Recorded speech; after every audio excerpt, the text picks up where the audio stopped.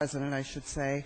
I rise again in opposition to the Nelson Amendment, and I do so because I think that we need to remember that the initiative and referendum was passed in 1912 in Nebraska. It wasn't until 1934 that the voters passed the one-house legislature amendment. And I think that we need to say that when we established the one-house legislature, we put a lot of safeguards into our system. We put a process in place whereby there would be a lot of public input, because I think everybody recognized, George Norris recognized, that because we wouldn't have a second house, needed to be as open and as visible to the public as possible. And in fact, that's one of the reasons he supported the one-house legislature, is because he thought conference committees in a two-house legislature were an abomination, that bills coming out of conference committees sometimes didn't even faintly resemble bills that had been passed in each of the houses of the legislature. So I don't think that you can distinguish our initiative and referendum from other states who have adopted initiative and referendum, in that we had this process a long time before we had a unicameral. I just wanted to say that for the record. The only thing I understand that ever mentioned the second house was I guess, kind of a throwaway line in a Supreme Court, a Nebraska Supreme Court decision. It wasn't part of the decision. It was simply a line that one of the judges said in that decision. There is nothing in our Constitution that says that we have a second house. Having said all that, I just wanted to say that so that we'd all think about the history of the initiative and referendum and the unicameral. Having said all that, I think that the initiative and referendum is, for the most part, wildly popular in Nebraska. I think that people really appreciate having that opportunity, which people in over half the states in the United States do not have. And I think that our courts give us the power to facilitate that process, and we have to be very careful about what we do to that process. That's our responsibility. I don't think this amendment improves our process a lot. In fact, I think it might lead to congestion on the ballot, and I don't think that's necessarily what we want to do when we talk about amending our Constitution. It should be very difficult to amend our Constitution. Senator Adams talked about the federal Constitution the other day, and if you take a look at ours, it looks pretty cluttered, even in spite of the fact that perhaps we haven't had as many ballot issues as some states like Oregon and California. You look at the federal Constitution, and it's very clean and very clear about what the federal government can do in a broad sense, but it doesn't necessarily get into particulars. It's a very precise and clean document. I don't think we want to do what Senator Nelson is proposing. As I said before, when you put it on gubernatorial elections, there is a lot of up and down in the numbers. The registered voters do give us a fairly stable system in being, and it is predictable, and people know what the numbers are basically from year to year. Thank you. Thank you, Senator Shimmick. Thank you, Mr. President, members of the body. I rise again to oppose the Nelson Amendment for two reasons. And at this point, I would really like to point out where I see the difference being between the initiative and referendum process and the amendment of the Constitution. There's been a lot of talk about the electorate, the people of the state of Nebraska, being the second house. And I think that's very applicable when we're talking about the initiative and referendum process, because that does get down to lawmaking, to changing the law. But I do not see that. I think it's a bogus argument when you get down to the constitutional amendment. I don't know a second house in any state in the United States. I don't know a second house in Congress that has the ability to pass or repeal a constitutional amendment. They don't have that power. It's always going to have to be the people. Certainly the Congress can propose a constitutional amendment, but that second house in any state legislature does not have the ability to pass or repeal a constitutional amendment. So when we talk about the people being a second house, I think that right to serve as a second house has to do with legislation. I don't think it has to do with constitutional amendments. Now, as to why there should be a difference in the threshold between a initiative or referendum process and a constitutional amendment, I think it's fairly obvious. Once something's in the Constitution, it is almost impossible to get out, and mistakes are made in putting things into the Constitution. But even more than that, the law changes. The judicial branch decides whether or not the contents of a constitutional amendment at the state level or constitutional under the federal level. We had a number of court cases with regard to Initiative 300, some of which eroded and some of which expanded the purvey of Initiative 300. But because it was in the Constitution, there was no ability to respond. If that had been legislation, there would have been an ability to respond to the court decisions. So I think we do have to be extremely careful in amending the Constitution. I see no problem with increasing that threshold, as is proposed by Senator Avery's bill, because I think the Constitution has a much higher degree of sanctity than the law that's passed willy-nilly by a legislature in any given year. And the people should have a right to change that. But we also need stability in our law, and we need a framework in which we operate under. And it seems to me that when we allow changes in that framework, that we intend to be stable, that we really create chaos and confusion. So I would yield the rest of my time to the chair. You know, I respect the right to petition by our constituents. We're all elected by the same amount of people. We all have just about the same number of constituents. They sent us down here, and I believe we should listen to their concerns. Now, what are we on here this morning? We're on a constitutional amendment. If enough of your constituents would like to have you change what we have in place right now,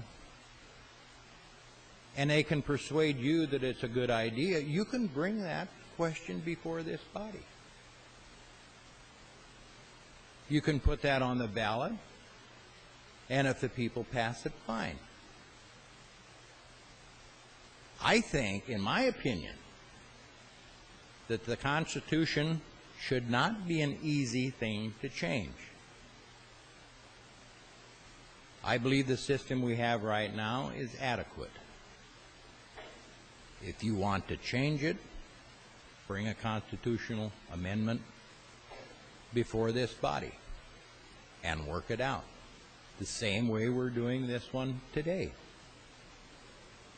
I haven't spoke on this amendment or the amendment to the amendment, but I believe that we all have a constitutional right to put a constitutional amendment before this body and then let the people, your constituents, decide what they want to do with it.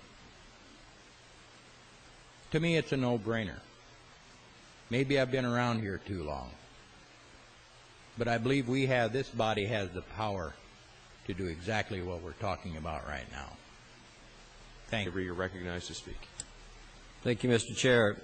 I'm not going to have much to say, but I do want to remind everybody that from 1920, when we had our Constitutional Convention, from 1920 onward, we calculated the number of required signatures exactly how Senator Nelson is proposing now, by taking a percentage of the vote, the last vote for governor.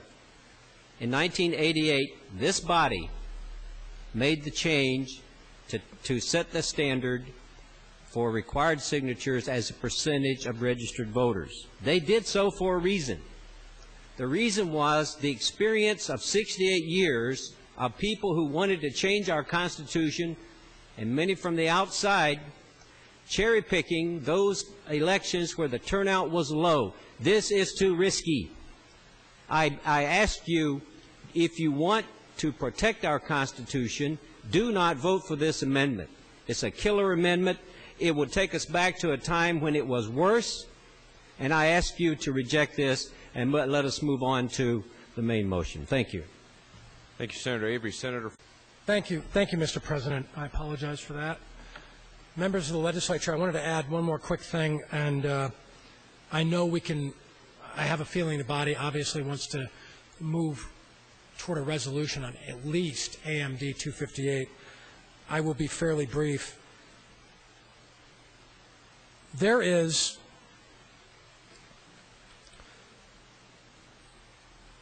are things that Senator Shimmick and others have talked about out here that other states are doing that protects their Constitution. It should be hard to change. We've heard over and over again ours should be particularly hard to change.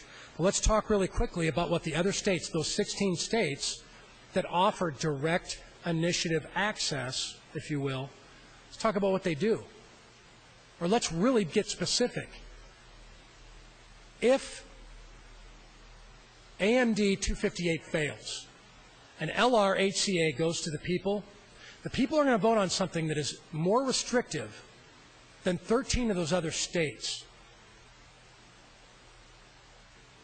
Unicameral body, we make all the decisions, then we tell the people they have less of an opportunity to make decisions, technically. That's just wrong, folks. That's flat wrong. Arizona, I believe Arizona and, if I'm not mistaken, Colorado. I'm not going to filter through this. There are 2 states that require 15% of the last gubernatorial election. So the people who voted for governor, you got to go out and get petitions signed by 15% of those people who voted for governor, or the amount of the people that voted for governor. That's even less restrictive than what we're asking for with LRHCA. We're asking for a lot here, folks. And look, I've had a couple of conversations about this, and I've said it on the record. If we do this, I think we're eroding public trust in this body. If we send LRHCA to the people and put that on a ballot, they're going to go, unbelievable. They've done it again. That legislature has done it again. Well, you know what? We're going to teach them a lesson. How many times have they taught us a lesson? Remember when we asked, some of you remember when we asked that I believe the Speaker would be the presiding officer of this body.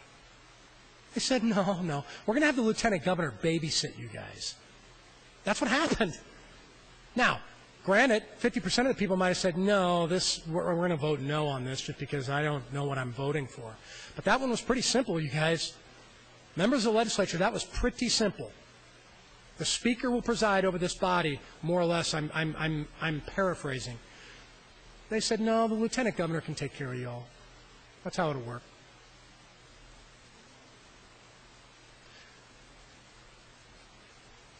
We're asking for a lot.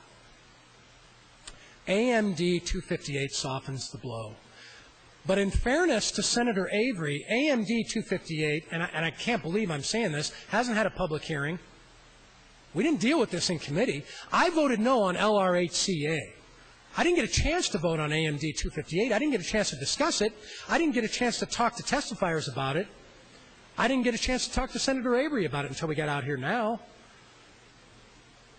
That AMD 258 is unfair to Senator Avery. It's unfair to the body because totally different subject matter and a totally different initiative, totally different idea. 1 minute. I'm not going to vote on AMD 258. A lot of times we make a statement, we just sit there and we go, you know what, I'm not voting on this because I don't know how I feel about it. Senator Nelson's put a lot of time and energy and thought into this. I understand that. I respect it. But I'm going to sit that one out. I think you know how I'm going to vote when we get to LRHCA. Not yellow, not orange, red. Thank you, Mr. President. And others. I think the crux of this is, what are we going to do? Are we going to make it really difficult to amend our Constitution? I think it should be difficult, but I think you have to take the approach that it's the voters who have a chance to vote and amend on that. We shouldn't put such a high bar on there that it's never going to get on the ballot. I think we look down on the ability of the voters to understand and to vote on subjects of constitutional importance. I think I've already said that out of 12 constitutional amendments, 8 have failed. They have turned them down. Record, please, Mr. Clerk. 7 ayes, 34 nays, Mr. President, on the amendment. The amendment is not adopted. Mr. We're talking here, we work 2 days to, we're going to do 1%, maybe 5%, maybe put it up to 7, change it from 7, change it from 10 to 15.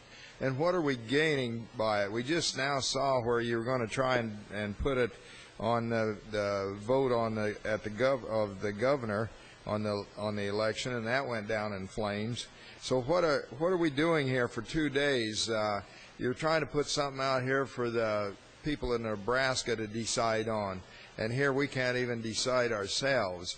I guess my question is, what's the point of changing this that much? That's been in the Constitution for several years, and it's worked quite well. Sure, we've had some ups and downs. You had one here that scared you people because they might have put something where you had to have a cap on your taxes or something like that. Part of that isn't because of the Constitution. Part of it is because the question is whether or not we were doing our job. I think this is what you have to think about, and I question now, when we debate this one bill, this LRHCA, for 2 days, are we really working on important things, or is that important that this has to be done for the survival of the state of Nebraska? I think the time has come. I think we need to not to worry about these things. I think we need to decide whether or not you want to vote LRHCA up or down and be done with the amendments and get on with our business. Otherwise, this thing could drag on for another week. So with that, I myself can't support LRHCA. I don't want to support any of the amendments that have been put on it so far. I think it's time we got on with our business. Vote the thing up or down. If you feel that this has to go out to the people in Nebraska for them to decide, then let's get it out there and decide. But this working on it for 2 days and trying for 3 is, to me, a waste of valuable time when there are important things out there that have to be done. Thank you, Mr. President. Thank you, Senator Loudon. Senator Avery, you're recognized.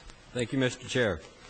I am going to support this amendment offered by Senator Whiteman in a spirit of compromise. Compromise is the essence of democracy. That's what we do: bargain, compromise, and accommodation. We negotiate. In negotiations, one has to give up something to get something. So that is what I am doing. The art of compromise produces a situation in which both sides win something, in which everybody walks away from the agreement a little bit unhappy with the result, but nobody is completely unhappy. I'm a little bit unhappy with this, but I'm not completely unhappy with it. I support it, and I ask you to vote for it and let us move on to the main motion. Thank you. To close, in response to Senator Loudon's objections to the amendment, all I'm saying is that I think that this will be a better legislative resolution, 8CA, with the amendment attached. It does lower the level substantially from what it has been, from 7% to 5%. At the same time, it does make the public more able to participate in the process than they are under the present constitutional provisions. So it will be about a 28 to 30% reduction in the number of votes that it would take to come to the legislature or for the people to initiate the initiation process, and I think that's worth talking about. With regard to the, I still would support the 15% on the constitutional amendment, but at this point I would ask for your support on the amendment, raising the 4% to 5%. Thank you. 20 ayes, 23 nays, Mr. President. The amendment is not adopted. 8 ayes, 27 nays, Mr. President, on the amendment. Thank you, Mr. Clerk. The adoption has failed. Okay, Mr. Clerk, we are back to discussion on LR 8CA. Senator Fringe, you're recognized. Thank you, Mr. President and members of the legislature. At noon today, 36 minutes, or yeah, everybody's going to be eating lunch but me and the executive board. There is a legislative resolution that I have in front of the executive board that will offer the opportunity for the state of Nebraska to open up the Warner Chamber and say, you know what, we do need a House of Representatives. And I've talked to some of you, off to the side, and I've talked to citizens in the state of Nebraska about this, and I realize on the record that that's got a snowball's chance of ever making the ballot, at least out of this body. And I'm fine with that. But what has been offered to me in the last couple of days by Senator Avery, and I'm thankful for that, is the opportunity to discuss why things like LR 8CA are either a good idea or a bad idea.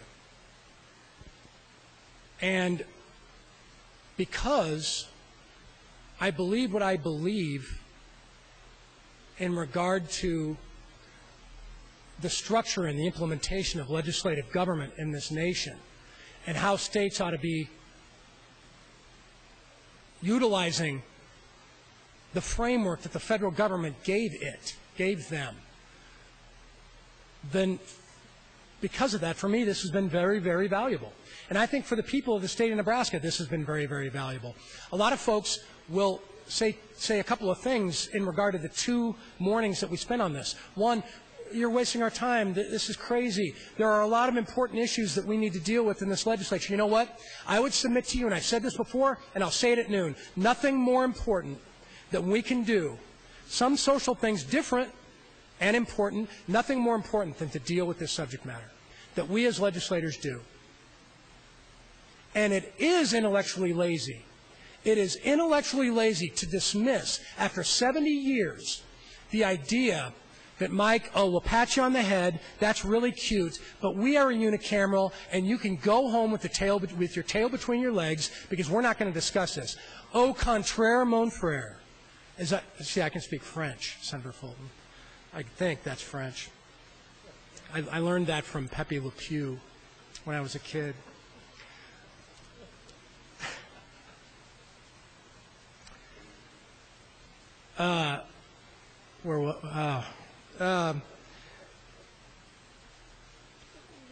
Yeah, I know, Pepe Le Pew.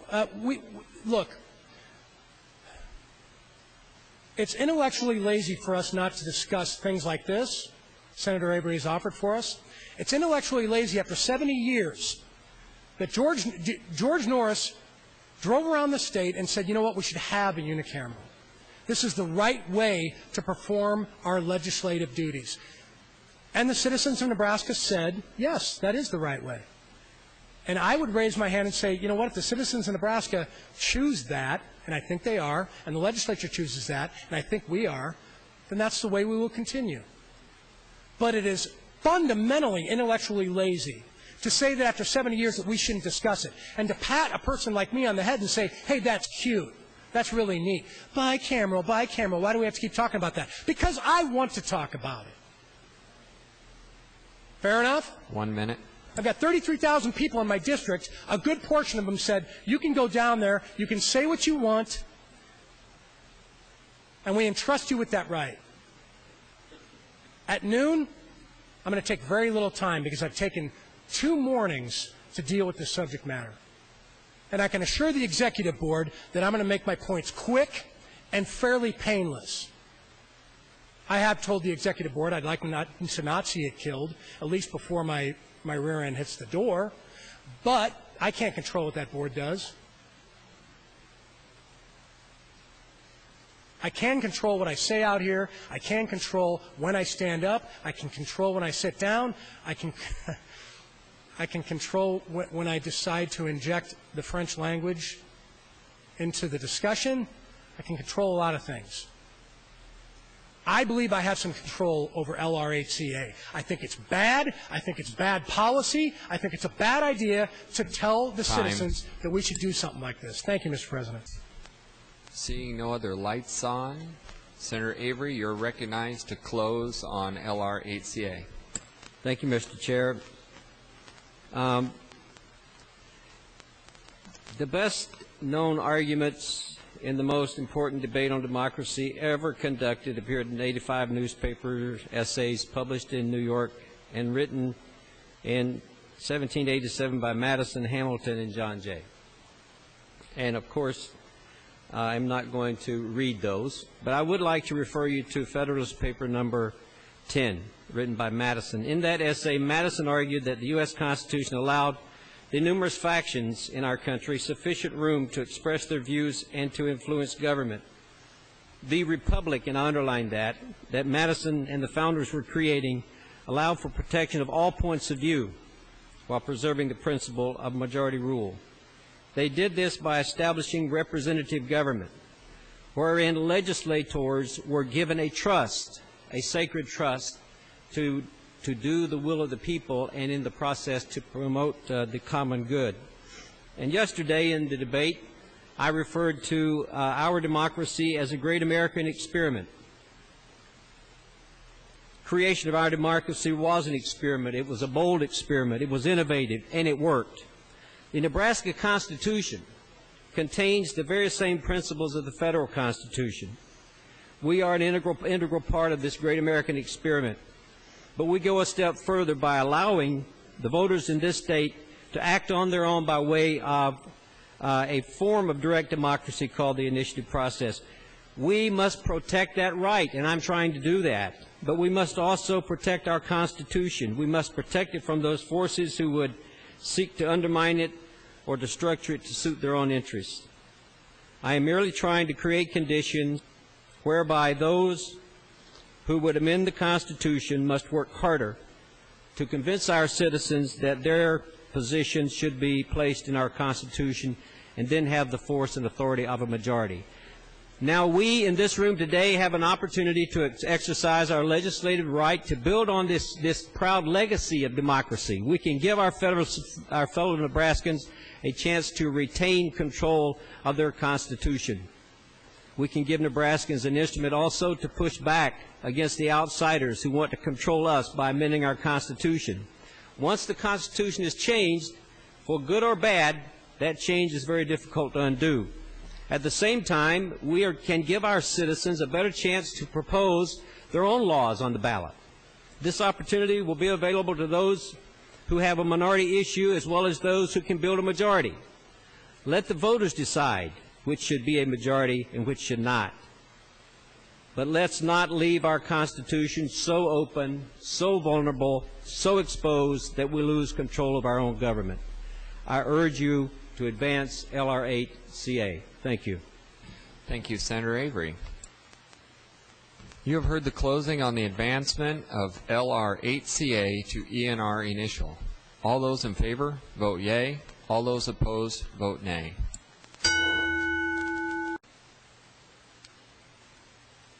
Ayes, 22 nays, Mr. President, on the advancement of LR8CA. Thank you, Mr. Clerk. The bill does not advance.